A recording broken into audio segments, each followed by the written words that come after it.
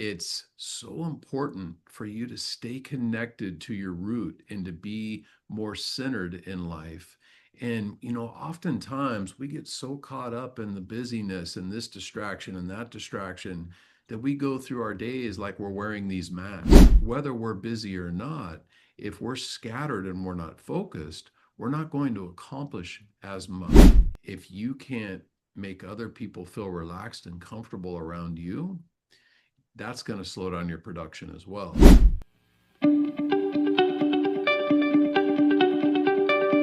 What one key piece of advice would you like to give to all the entrepreneurs watching and listening today? If anybody out there listening has thought about doing a meditative practice before or has tried it and failed, I promise you, if you do it for 20 minutes a day and you stay consistent, it'll be one of the best things you ever do for yourself. Hey, and welcome to another episode of the Business Growth Show. I'm your host, Athin Cassiotis, and today I have an awesome guest. His name is Jeff Patterson.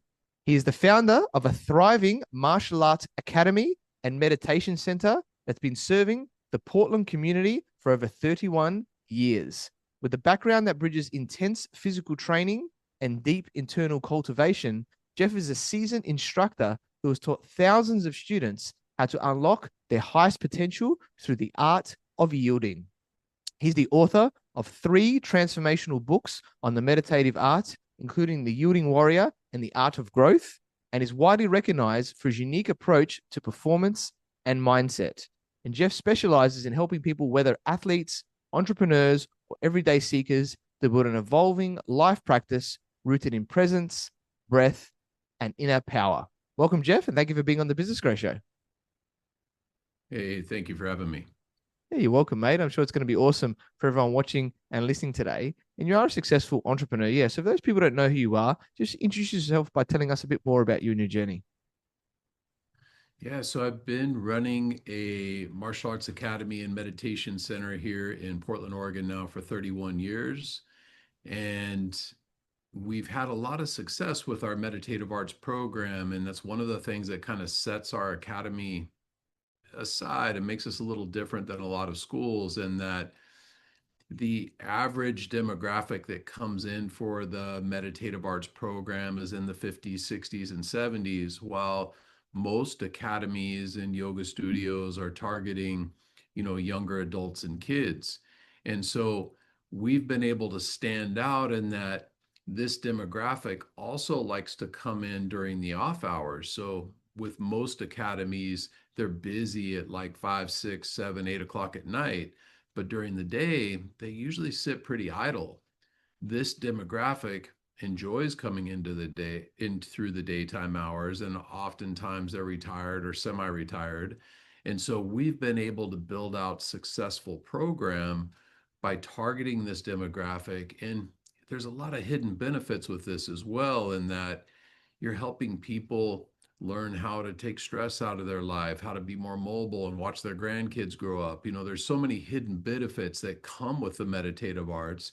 And so what we've done is we've created a program that teaches other academies how to build this system out in their academy. And so I'm working with studios all over the country, showing them how to grow their academy in these off hours and target this new demographic. And that's been a lot of fun, and that it allows me to work with a lot of seasoned, skilled martial artists that have been doing it for as long as I have in many cases, and helping them be more successful with their academy. And so that's been a lot of fun. Also, I've got a number of different online programs and courses helping people learn the meditative arts. And, one of the biggest misconceptions you hear with meditation is that, it's you need to quiet your mind to be successful. And I hear this all the time. And so what I've done is I've created a program that teaches people how to create an evolving life practice, and realize that it's not about being this monk that's sitting in a cave and meditating for the next 10 years and reaching these stages of enlightenment. It's about how can we live in our day-to-day activities and be involved in work and relationships and all of these distractions, but find that center and find that focus so we can get more done and accomplish more with what we're doing. And so those are kind of some different avenues where, I've taken the career, but it's been a fun journey. Yeah, awesome. I love it. From your own experience and now, giving back and helping others to do the same and yeah, to maximize that time and help more people, right? Not just at the peak times, so to speak there, which is awesome. So I love that you're doing that and helping people. And yeah, I think there's definitely some misconceptions around meditation, even from my side, where, like you said, the quieting of the mind, or there's all these different modalities and all these things. There's a little bit of maybe confusion, right? About like, am I doing it right? And all of that sort of stuff there. And I guess you touched on it a bit there, but I'd like to go a little bit deeper. So you talked about, you know, an evolving life practice, right? With the meditative art. So how can we do this to really, benefit us in the long term, especially, as entrepreneurs? Yeah, well, I found that there's five main paths that people will come to the meditative arts for. There is the performance or athletic path. And so it's why so many athletes and high level entrepreneurs and professionals are turning to the meditative arts because they help improve your focus, your mind body connection, and your ability to stay present and aware. There's the therapeutic side of the practice that helps with our mobility and our overall body's health. There's the medical side, which all of Chinese medicine is based off of Qigong theory, which has been around for 4,000 years. There's the philosophical side, which is something I've always been very passionate about. And this helps expand your peripheral vision so you see things from multiple angles and also allows you to be more strategic. And then lastly, there's the spiritual side, which is taking you more into the kind of the deeper realms of meditation. And so once we have an idea of which path we want to follow, then we would integrate movement practices, breathwork practices, philosophical practices that help us follow down that path. And we do that by integrating a ritual practice during the day. And what I always tell a new student when they're coming to a meditation practice is that you want to have at least just a 20-minute a day ritual where you do this every day consistently. And if you do this, you could see some very big changes after time goes by, but the trick is being consistent. And then you want to have some active practices that you can do when you're walking down the street or standing in line at the grocery store. And these are ways that we integrate the meditative arts and that awareness and that presence of mind into everything we do. And that's how we start living the practice. And then lastly, we integrate some philosophical concepts into both our ritual and active practices to help train the mind to be more focused and to expand our vision. And so in doing this, we can start to cater a practice towards the individual's needs. Yeah, I love that. I love that. It's like, yeah, what's the intention of those five paths that you mentioned? And then building those practices around that. So just going a little bit deeper, like, this is the Business Growth Show. There's a lot of entrepreneurs and that listening here. I'm sure everyone wants that performance, right? Um, and time is a challenge sometimes, right? Like, ideally we want to have maybe morning routines, but sometimes it doesn't always work like that. You've got to do things at different times of the day. So how does it work? Can you give it like an example of someone that's busy like that? How we can make sure that, what we do, how can we integrate it into our daily life that could be a little bit uncertain? Yeah. Well, with a ritual practice, you don't need to spend 2 hours a day doing it. I think at a minimum level, 20 minutes a day is good. The Dalai Lama said it best when he said that everybody should meditate for 20 minutes a day. Unless they're too busy, then they should meditate for an hour. And I I love that in that it's so important for you to stay connected to your root and to be more centered in life. And, oftentimes we get so caught up in the busyness and this distraction and that distraction that we go through our days like we're wearing these masks. We don't want people to see this, or we don't want to say the wrong thing, or, We get so caught up into being this way that oftentimes we go to look at ourselves in the mirror and we're still wearing these masks. And what happens is when we can't stay connected to our true purpose and we don't have that sense to kind of be uh, more present and more aware, it takes away from our production. So whether we're busy or not, if we're scattered and we're not focused, we're not going to accomplish as much. And so what I've found with people that are extremely busy, and right now, not only this, I'm running 3 different businesses right now, and I'm pretty busy myself. And if it wasn't for the meditative arts in my life, I don't know how I would do it. It helps me stay grounded. It helps me be more focused, and it's felt in the people around you. It's easy when you have a lot of things going on and you're stressed all the time and you've got all of these to-dos, and if you can't make other people feel relaxed and comfortable around you, that's going to slow down your production as well. And so it's very powerful for the entrepreneurs out there and the people who are business owners. And that's why so many very influential business owners and entrepreneurs are turning to the meditative arts, because they see this value. And it's something to really take a look at if you haven't already done that. Yeah, I love it. Very powerful. And I guess something that I do probably would come under the active practice is like in between meetings or whatever, if I'm, working from home or things like that, I go outside, I take my, socks and shoes off, go barefoot on the grass, and I just do some breathing. Simple breathing exercises to allow me to refresh my energy, right? And it might not have 20 minutes, might be a few minutes, 5 minutes, whatever it is, but that just allows me to reset, because sometimes you need that little break. You can't just keep pushing yourself, right? In those moments, you need to have that. So would that be a good sort of example, I guess, around the active practice of things that you can do while you're out and about as well?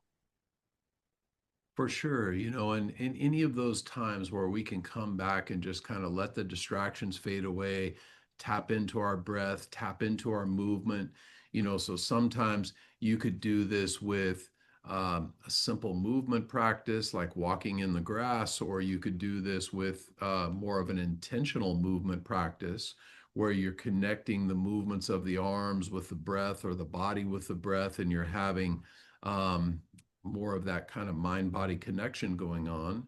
And we can also do these resets and active practices by going through different philosophical concepts and different mental training tools that we have with the practice to help bring us back to focus and find that as well. So, those in combination with a ritual practice are very powerful. And I always tell new students when they come to the academy or I get the chance to work with them is that if they could just do a 20-minute ritual every day and integrate some of these active practices that we're talking about, and if they kept that up every day for a year, I would bet a very high percentage of those people would do this practice for the rest of their life, because they'd see so many benefits from it that they'd be crazy to stop. And so the hard part for me as a teacher is, how do I get them to see the value and do this every day for a year so they really stop looking at this as a chore they have to do and start looking at it as something they get to do, and realizing that they're so lucky to be able to have the opportunity to have this in their life, because it can make so many positive changes for them. Yeah, I love it. It was the one thing that I wouldn't say regret, but one thing I wish I had done was around martial arts growing up. My parents, especially my mum, didn't want me to do it, and but my wife did Wing Chun for many years, and I'd like to get my son into martial arts, because I think this discipline side, this meditation side, the energy side that you're talking about, I think is very powerful here. And I'm obviously integrating things now. But I think the earlier you do it, the easier it becomes, right? If you do it from a younger age, it's just normal. After that, you don't have to try as much for it. So I think it's awesome, very powerful of what you're creating there. And I guess if we're going to the next level now, if we're wanting to use the meditative arts, from I guess a strategy and expanding our peripheral vision perspective, how can we do that as well? It's done through the overall awareness gained through the practice. And kind of there's what I call the five regulations, and these are five fundamental pillars in the practice. And with these regulations, they help us reach a deeper level of awareness in the body, the breath, the mind, our spirit, that helps us find those deeper connections. And real briefly, I'll kind of touch on what they are. So they're regulating the body, regulating the breath, regulating the mind, regulating the energy, and regulating the spirit. And regulating the body is basically our overall structure and alignment and our ability to relax and make the body tense at different times and to control that tension within the body. And it's your overall presence and awareness. So if you think about maybe a time when you're sitting down at your computer for 2 or 3 hours and your shoulders are rounded forward and you start feeling a little lethargic and maybe your neck's getting sore. And then another time when the most important person in your world walks in the room and your body perks up and you feel like you're on top of the world. Well, these two different energetic states we're in 100% control of all day, every day. And so understanding how to regulate that structure and that tension in the body is very powerful. But then it's also being aware of when these things start to fade and these structural changes start to happen, because a lot of times we don't even see it happening. And then a half an hour later, our shoulders sore, or our neck sore because we're holding bad posture. And so the meditative arts helps us expand that awareness, and we first recognize that in the body. And that's why with most meditative practices, we always start with the body because it helps us make that connection and that awareness to where we see things immediately. And so this is a very powerful element of the practice. And on a little bit of a deeper level with the body regulation is maintaining some sort of muscular structure to maintain stability in the joints and ability to move, some sort of flexibility so we don't get stiff and too tight. And then also watching what we're taking into the body. What kind of diet are we eating? Are we eating healthy foods? Or are we eating a lot of sugar and caffeine? And these things will affect that as well. And then lastly, are we getting an appropriate amount of sleep? All of these things we kind of put in that body regulation. And if you monitor those, you'll see a big change in your overall energetic state and your awareness. And then the next regulation is regulating the breath. And this is a very deep topic and something that you could study for the rest of your life's journey in the meditative arts. And in Qigong, we refer to it oftentimes as the science of the breath. And the reason why is there's hundreds of different breathing strategies. And because of this, we can use these strategies to get different outcomes. We can use it to help control our physical, mental, and emotional well-being. We can use it to help pick us up or to bring us back down at times that are needed. And an example of this is more of kind of a yin or a drawing back style of breathing, is something that we do every day. If you listen to somebody sleep, you'll notice that their natural rhythm with their breath is a longer inhale and a shorter exhale.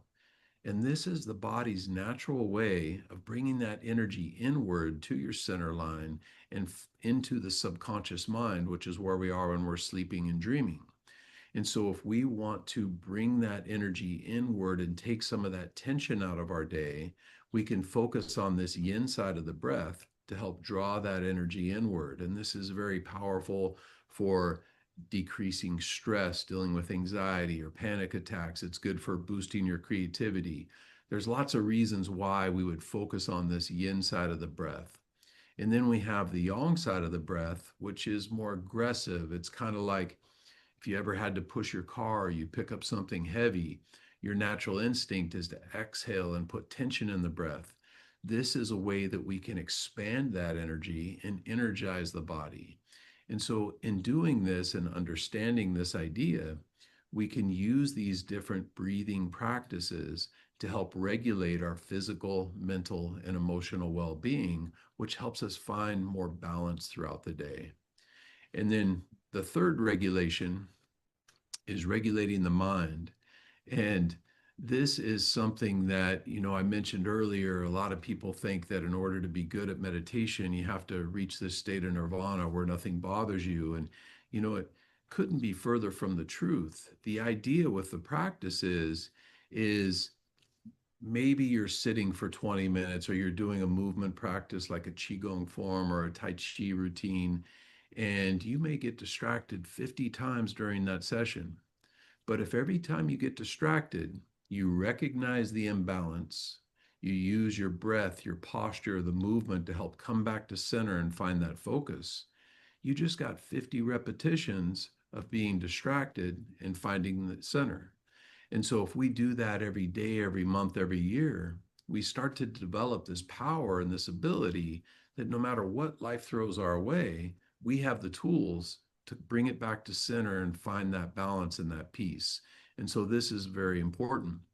There's this story of these two monks who are walking down this dirt road after a huge rainstorm, and they come up to this big mud puddle.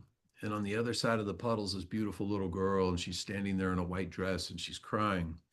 And the older monk, he hollers across the puddle and says, "Is everything okay? Can we help you?" And she says, "I need to be somewhere, but if I walk across this puddle, I'm going to get my dress all dirty." So the older monk, he rolls up his pant legs, he walks across the puddle, picks her up, puts her on his back, takes her to the other side, and sits her down, and she's off on her way. Well, him and the younger monk are walking a couple miles further down the road, and finally the younger monk is just furious, and he says, "You know we're not supposed to touch girls, but you did back there at the puddle." And the older monk looks down and says, "You're still carrying that girl around? I left her back there at the puddle." And how many times in life do we need to get 2 miles down the muddy road before we realize we got to let that thing go? And so understanding this connection and seeing these imbalances mentally is a very powerful part of that awareness within the meditative arts.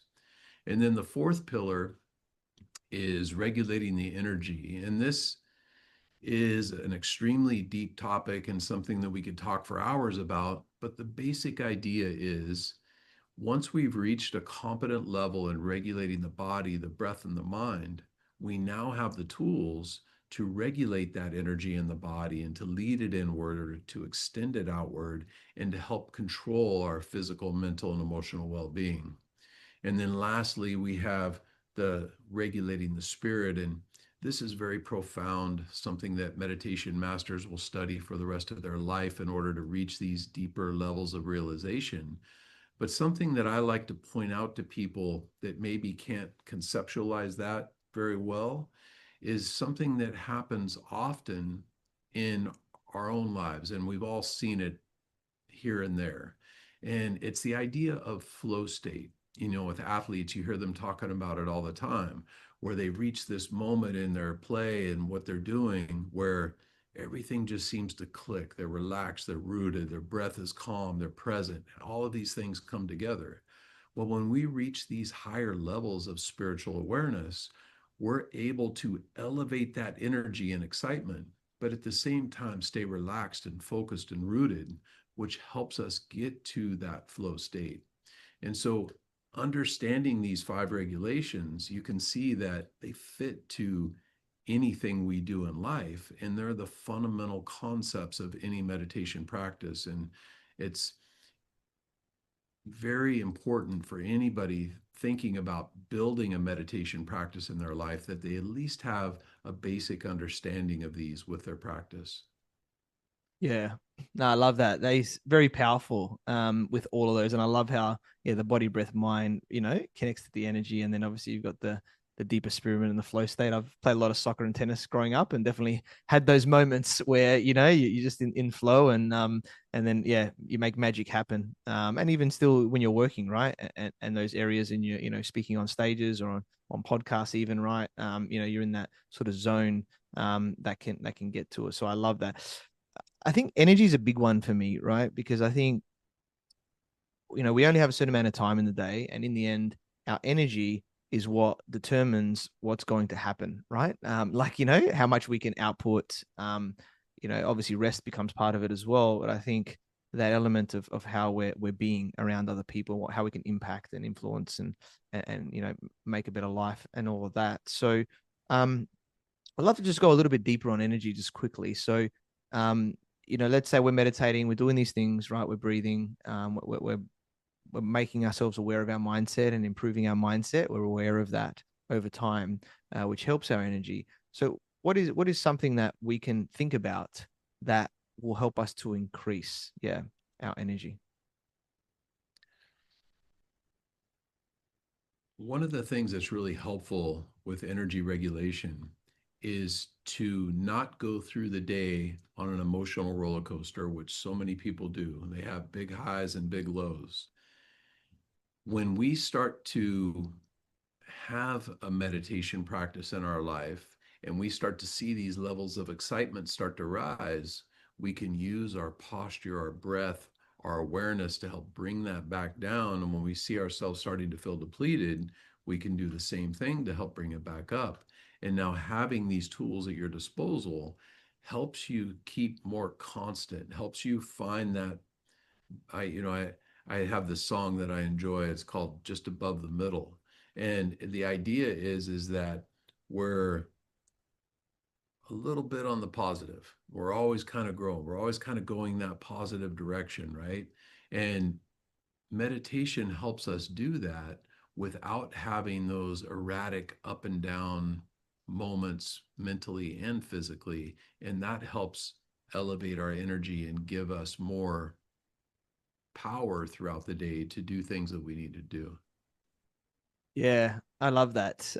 Because even with decisions in business, I say this as well. It's like you don't want to be at a too high emotional state or a too low emotional state because it's going to cloud your judgment, right? If you're angry or if you're very excited, like you said. So that breath and keeping yourself there in those moments, to help you get back, whether it's business or anything else. I think that's very powerful. So thank you for sharing that there. And I know you've got this concept of yielding, which to improve, physical, mental, emotional well-being. So tell us more about this. Yeah, yielding is a very interesting concept and something I've been passionate about for a long time. And that's what inspired me to write the book. Um, it's used in the meditative arts, it's used in the martial arts, and it has been for generations. I broke down yielding into three main pillars. There's physical yielding, mental yielding, and emotional yielding, and they're all closely related, but I'll briefly touch on all of them. So, physical yielding is the idea that I push you, you push me, whoever's a bigger, stronger person with the most leverage eventually is going to push the other person over. But with yielding, instead of us trying to see who the bigger meathead is, when you push me, I get out of the way of that force. And now I can respond with less effort. So I'm not, excuse me, I'm not trying to butt heads with you and see if I'm bigger and stronger than you. I'm making that connection. I'm staying rooted. I feel that force come in. I redirect it. So now I can respond with the least amount of effort. And it's obvious how this is beneficial in athletics because it's not uncommon to come up with somebody who's bigger, stronger, and faster than you. Now, in order to be good at physical yielding, you have to be well rooted. The lower part of your body needs to be strong and flexible so you can change your central equilibrium without getting tight. The body has to be relaxed, the breath has to be calm, and the mind has to be present. Now, while it may be a lifetime journey to really master these skills, from day one, by integrating a meditation practice in your life, you start seeing these things with more clarity. And this is where it starts to become very interesting. And now we're going to move into what I call mental yielding. Because when you start to see these things with more clarity inside yourself, you also start to see these things with more clarity in other people. So, say, for example, you and I are having a conversation, and I see something that unsettles you, and I pick up on it from that first sign of imbalance. Maybe you adjust your posture, or your breath shortens, or whatever it is, something that's very readable and something that I pick up on. It's a lot easier at that point to adjust the conversation and keep us on a harmonious path than if I'm oblivious to it and I keep going off on a tangent. And pretty soon I'm so far off track, you want to knock me upside the head. And so learning how to use yielding in all of our interactions is extremely powerful. One, we're being more considerate, which is something we could all do more of. And two, it allows us to be strategic so we can guide these conversations to a positive outcome with the least amount of resistance. And, one of the misconceptions I always hear about yielding is people think it's giving up or being weak. And it couldn't be further from the truth. Yielding is used in the combat arts, it's used in military and in warfare. I mean, people use the idea of yielding all the time in very aggressive scenarios. So it's not being weak, it's being strategic. And then the third pillar of yielding is emotional yielding. And emotional yielding is very much like mental yielding, but with our own interpersonal conflicts.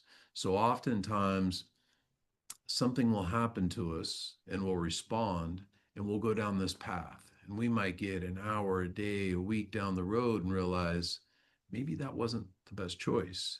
But with yielding and our heightened awareness through doing a meditation practice, when these things happen, we can often sit back, be more present, not let our emotions get involved, and oftentimes make a more educated decision rather than getting stuck in the heat of the moment.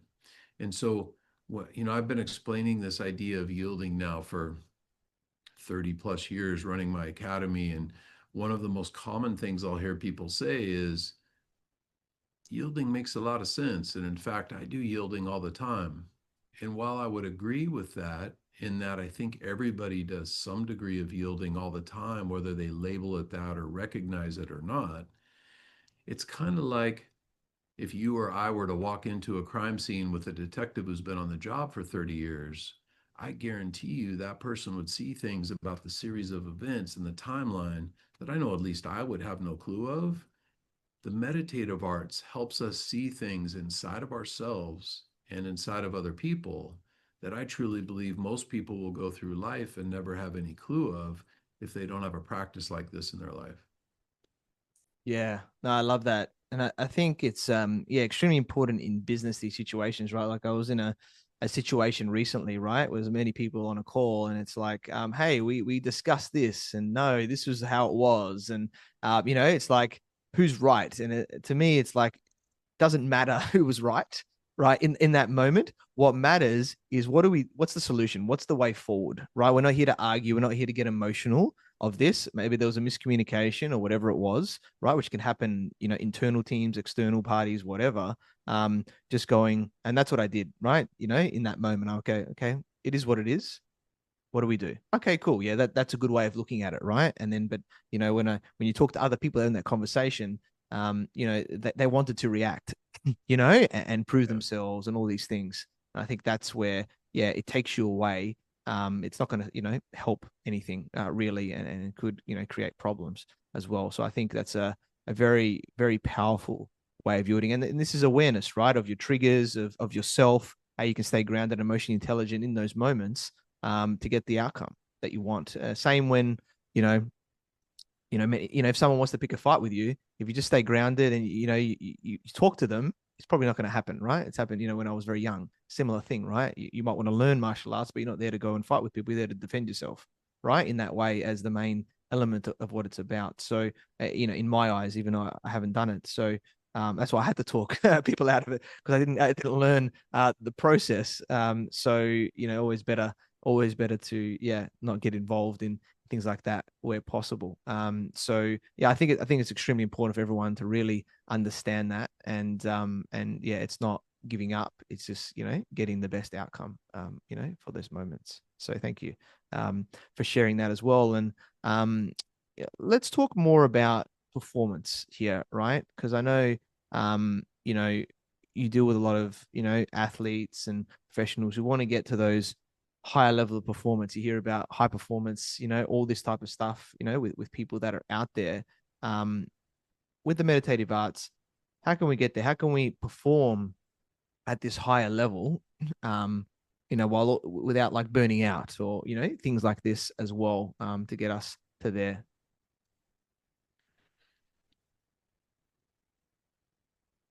I think when you talk about burnout, that's a really important topic because that's one thing that having a yin oriented practice like meditation really helps us to not reach those burnout states. Because a lot of times when we're grinding and we're an athlete or we're a professional or a business person, and all we're ever doing is just driving forward, and that's kind of our lifestyle, we don't take those moments to recharge and to find that center in that balance.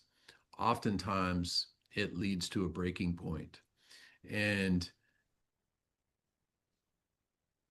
to improve the performance and to improve our awareness, one of the most important things with this in the meditative arts is consistency. And this is one of what I call my three considerations. So, anytime somebody comes to the practice, I have these three things that I want them to consider and put some thought into in order to be successful with the practice. And as a teacher for over 30 years, that's been my biggest challenge is how do I get people to see the value there? And I find that if they put a little bit of time into this, that they're much more likely to see the benefits. And with consideration or consistency is that having a consistent practice helps you see things at a deeper level. It's kind of like playing music. If I don't know if you play any instruments, but if you were to first time ever look at a guitar and somebody puts it in your hands in their first lesson, they could show you the D chord, the C chord, and the G chord. You take those three chords and you let that beginning student play a song, it's going to sound horrible. But you give those same three chords to somebody who's been playing for 30 years and they'll make it sound magical. It'll feel like, it's touching your soul. And the consistency with the meditative arts is the same idea. It's a very deep art. It's called an art for a reason, in that it's never ending. I've been studying for 37 years now, and I'm still just a student learning all the time. It's very complex, but at the same time, simple in a lot of ways. And having that consistent practice to go alongside with your performance goals and whatever it is that you do, you will see a change in your performance. And I can't stress that enough for anybody out there listening to this that doesn't have a meditation practice in your life. If you do want to be more in tune and you want to be more aware in your relationships, if you want to be more creative, if you want to improve your performance and your mind body connection on the field, if you're an athlete, or you want to improve and be a better leader, I think all of those things could be strongly influenced by having some kind of a meditation practice ingrained in your life and have that evolving life practice so you can reach those deeper levels of presence and awareness. Yeah, that's amazing. Love that. And yeah, I did piano many years growing up, as did my wife, who kept at it longer and definitely is much better than me. But it's true. It's those things over time, and I love the what you said there around. You've been doing it for over 30 years, and you're still a student. And I say this a lot to people. It's like whether it's the martial arts, meditative arts, business, life. We should always be a student. We shouldn't think that we know everything, because that growth is part of life. I think that's we always should be growing. If there's the saying, if we're not growing, we're dying, right? So if we always have the student mind, even if we think we've heard something before, it's like I'll deeply ingrain it into myself more, right? Being the student mind, and I'm always open to learning, to not shut ourselves off from there, and just getting to that mastery state, right? And then when you get to what you think is mastery, then there's another level of mastery as well, to get there. So I think that's the fun part of the journey, of life there too. And I guess if we talk just quickly, because I know you do a lot of Tai Chi and Qigong, with these practices, and I haven't done it myself. understand that though, you have the chi energy, right? We all have it within us here. And this is, using these practices, you can, I guess, harness that and use that, right? Within your body. Um, you know, what are the benefits of this? And I guess maybe just an understanding of the energy, for people that may not be aware. Yeah, so a basic idea of the energy, and this is a very complex topic and something, we could really dive into, but we have two main energies in the body, and one is our bioelectric energy. And so a lot of times when you start talking about energy in the meditative arts, people think it's this kind of holistic thing that, you have to believe in it for it to happen, and it's not the case. Everything has energy in it. And in fact, you can break down the cell and look at every single cell in the body, and there's a positive and a negative charge to the cells. And so that's what we call our bioelectric energy. And how we stimulate that energy and use that energy, it's going to lead to different physical, mental, and emotional states in the body. If you just take your posture and you kind of go limp and you sit like this for a couple hours, you're going to start feeling tired. You're going to start feeling sore. You're going to start feeling stagnant. And this is a result of that bioelectric energy. And in doing this, because we have poor posture, our breath gets shallow, which is oxygen is the second energy in the body. And having a full, complete breath where we're using 100% of our lung capacity or close to it. Nobody ever uses 100%, but the average person, and I read this in a journal a number of years back, so I'm not 100% sure on the exact number here, but that the average person uses about 40% of their lung capacity. And when we do this, the lungs are a material like anything else, any other muscle in the body, in that if you don't use it, it starts to become brittle. It's not as flexible. And so we want to exercise the lungs so we can exchange that oxygen and carbon monoxide in the body, which is helping to charge and to supply oxygen to our muscles and our bloodstream, that gives us power and helps us increase that energy in the body. And so, like, a basic understanding of the overall energetic structure is realizing that we have these two different energies in the body. And through this practice in regulating our body, our breath, our mind, our energy, and our spirit, we can elevate these energies and we can use them to be more effective and to have more energy in the body in doing that. And, everybody's experienced that. You just think about a time where you're having fun and you're out and you're going jogging around the block or something, how much more energized you feel than when you're lounging on the couch. And so it's kind of a simplistic example, but it's like that in everything we do. Yeah, I love that. Thank you for sharing that. Elements of simplicity, the bioelectric stuff, which is what cells are made out of, and then the oxygen, which is obviously we definitely need, and to really use it to its maximum potential for us. So love it, so powerful. And you said so much gold with us here today, Jeff. And I guess as we're starting to wrap up, what one key piece of advice would you like to give to all the entrepreneurs watching and listening today?